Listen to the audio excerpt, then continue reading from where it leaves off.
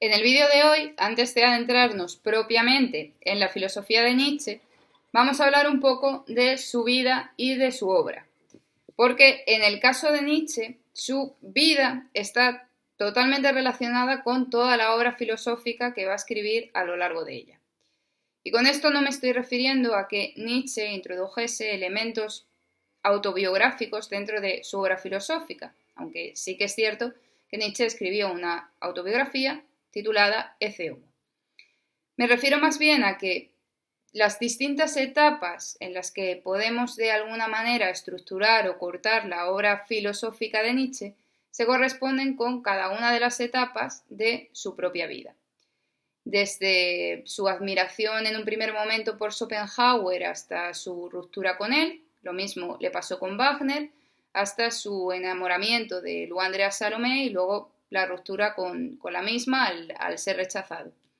E incluso también la forma que utiliza Nietzsche para escribir su obra filosófica, siempre utiliza aforismos, sentencias breves, está muy probablemente relacionado con esos problemas de salud que sufrió Nietzsche desde muy pequeño.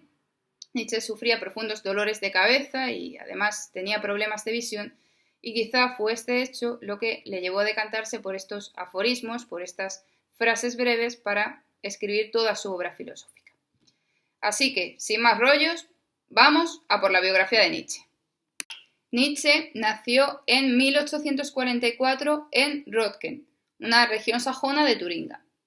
Huérfano de padre desde los 5 años, Nietzsche se crió con su abuela, su madre, su hermana y 2 tías, y fue educado en un ambiente de rigor protestante evangélico tras el fallecimiento de su padre, que había sido pastor protestante. En 1850, toda esta familia matriarcal de Nietzsche y el propio Nietzsche se trasladaron a Naumburgo, donde Nietzsche inició sus estudios primarios en el Gymnasium de esta ciudad y estuvieron allí durante 8 años.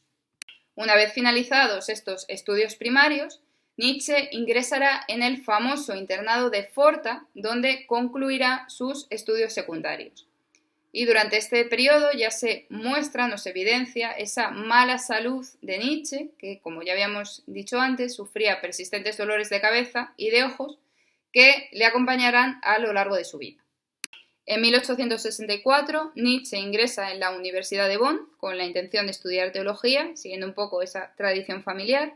Recordemos que su padre había sido pastor protestante, pero un año después Nietzsche decide trasladarse a Leipzig para estudiar filología clásica, y esta carrera sí que la acabará. Y en esta época Nietzsche conocerá la obra de Schopenhauer y quedará fascinado con esa idea de la voluntad que afirma la vida como la única realidad a considerar por el hombre. En 1869, con tan solo 24 años, Nietzsche ocupó la cátedra de Filología Clásica en la Universidad de Basilea, sin haberse todavía doctorado. Ya sabéis que para dar clase en la universidad se necesita sacar el doctorado, pero Nietzsche era un prodigio y se le permitió dar clase sin todavía haber finalizado este doctorado. Y en esta época Nietzsche conocerá al compositor Richard Wagner, que ejercerá una enorme influencia sobre él. Nietzsche consideraba que la música compuesta por Wagner suponía una renovación de la cultura alemana. Y por eso no es casual que la primera obra que publica Nietzsche, El origen de la tragedia en el espíritu de la música, además de dedicársela a Wagner, también se interesase por justificar en esta obra las concepciones dramáticas wagnerianas.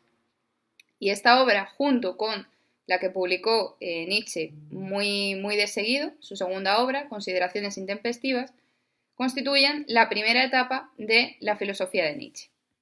Al estallar la guerra franco-prusiana, Nietzsche se incorporó como enfermero del ejército alemán, aunque debido a sus problemas de salud tuvo que volverse muy pronto a sus tareas académicas. En 1878, Nietzsche publica Humano, demasiado humano, y esta obra abrirá la segunda etapa del pensamiento de la filosofía de Nietzsche. En esta segunda etapa, Nietzsche se va a distanciar o separar de todas sus influencias anteriores e incluso rechaza muchas ideas que él mismo había defendido en las obras de su primera etapa. Durante esta época, debido a su delicada salud, Nietzsche se vio obligado a abandonar la docencia universitaria e inició un peregrinaje o una errancia por toda Europa en busca de climas más cálidos que le permitiesen vivir un poquito mejor.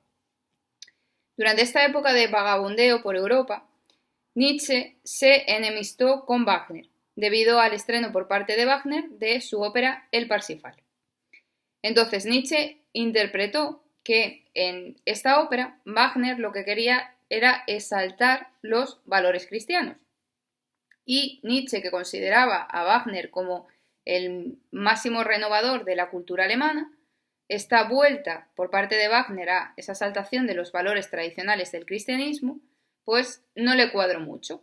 Así que tuvieron una enemistad y desde ese momento se dejaron de hablar. En 1882, Nietzsche conocería al que sería el gran amor de su vida, Lou Andreas von Salome, y junto a ella y otro amigo que tenían en común, el poeta Paul Rée, vivieron en una especie de comunidad, una especie de comuna hippie, los tres juntitos, que fue un escándalo en la época.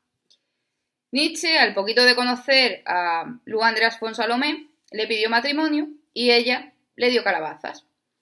Y esto hizo que Nietzsche, que era un nostálgico por naturaleza y junto con ese frágil estado de salud, pues le hizo caer en una tremenda depresión que mermó aún más esa frágil salud que ya venía teniendo. En 1891, Nietzsche publicaría Aurora y un año más tarde publicaría La Gaia Ciencia, que sería como el anuncio de la tercera etapa del pensamiento de Nietzsche. Esta tercera etapa del pensamiento o de la filosofía de Nietzsche ya no es una etapa crítica como las dos anteriores, sino que es una etapa profundamente afirmativa. Es la época del Así habló Zaratustra, que es la obra en la que Nietzsche presentará las ideas esenciales de todo su pensamiento. La idea del superhombre, la idea de la muerte de Dios, la idea del nihilismo, la idea del eterno retorno y la idea de la voluntad de poder.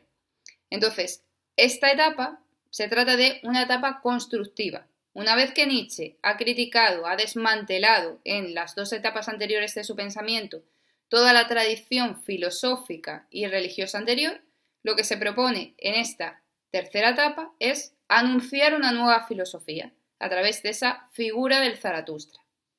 Una vez que Nietzsche acaba de escribir Así habló Zaratustra, quedó completamente agotado.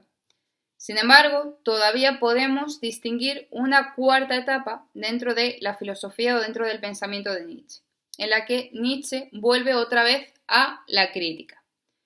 Y dentro de esta cuarta y última etapa de la filosofía de Nietzsche podemos distinguir obras como Más allá del bien y del mal, La genealogía de la moral, El crepúsculo de los ídolos, El anticristo, Ecce Homo, El caso Wagner, entre otras. El 3 de enero de 1889, Nietzsche, paseando por Turín, por la plaza Carlo Alberto, vio cómo un caballo estaba siendo golpeado por su dueño.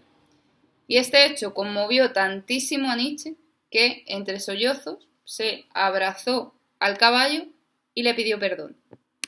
6 días después de este suceso, Nietzsche perdió completamente la cordura y fue ingresado en una clínica de Basilea. Y el diagnóstico fue reblandecimiento cerebral y una parálisis progresiva.